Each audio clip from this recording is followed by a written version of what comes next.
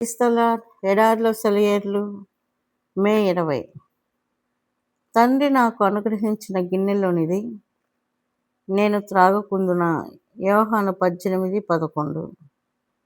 ఒక చిత్రకారుడు తాను చిత్రిస్తున్న పటం గురించి ఎంత శ్రద్ధ తీసుకుని చిత్రిస్తాడో అంతకంటే ఎన్నో వేల రెట్లు ఎక్కువగా దేవుడు మన జీవితాలను లక్ష్య పెడుతూ ఉంటాడు.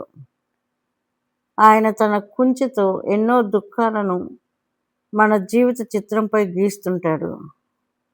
ఎన్నో పరిస్థితుల రంగుల్ని పులుముతుంటాడు. ఈ విధంగా తన దృష్టిలో అత్యున్నతమైన అతి మనోహరమైన చిత్రంగా తీర్చిదిద్దుతాడు. ఆయన ఇస్తున్న చేదును సవ్యమైన భక్తి ప్రవృత్తులతో మనం జీర్ణం చేసుకోగలగాలి. కానీ ఈ పాత్రను మనం పక్కకి నెట్టేసినట్టయితే, ఈ తలంపులను నోరు నొక్కేసి తొక్కిపట్టి ఉంచినట్టయితే మన ఆత్మకు మరెన్నటికీ నయం కాని గొప్ప గాయం అవుతుంది. ఈ చేదును మనకి త్రాగనివ్వడంలో దేవుని ప్రేమ ఎంత అంతులేనిదో ఎవరూ గ్రహించరు. కానీ మన ఆత్మ క్షేమం కోసం మనం తప్పకుండా తాగవలసిన ఈ చేదును మన ఆత్మ మాంద్యంలో మత్తులో ప్రక్కకి నెట్టేస్తాము.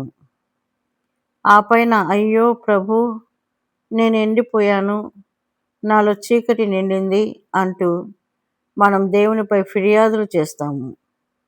నా ప్రియమైన పిల్లలారా, బాధకి మీ హృదయాల్లో చోటివ్వండి.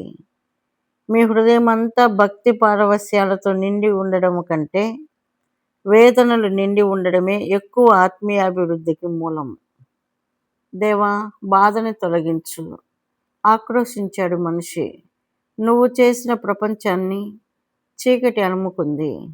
గుండెని గొలుసులతో కట్టి రెక్కల్ని నేలకి బిగబట్టి నొక్కిపట్టాయి ఈ ఇక్కట్లు. నువ్వు చేసిన ప్రపంచాన్ని బాధల నుండి విడిపించు. బాధను రూపుమాపమంటావా?